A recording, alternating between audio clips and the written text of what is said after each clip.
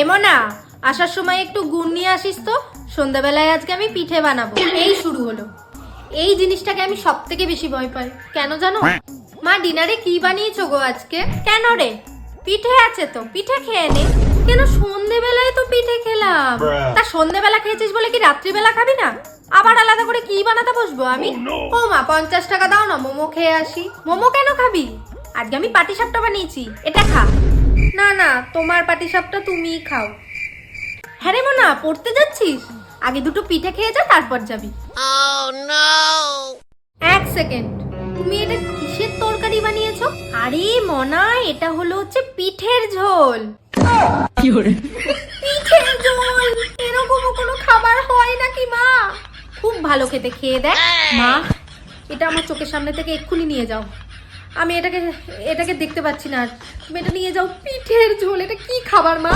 এ তো দেখেই বমি লাগছে। ভাল লাগছে না আমার। এটা জাস্ট তাড়াতাড়ি আমার চোখের সামনে থেকে, আমি নিতে পারছি না। হ্যাঁ, ভালো জিনিস তো ভালো লাগবে না তোর।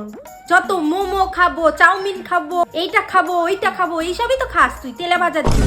ওইসব খেয়ে কিছু হবে না। এই পিঠে বানিয়েছি, এগুলো খা, দেখ ভালো লাগবে।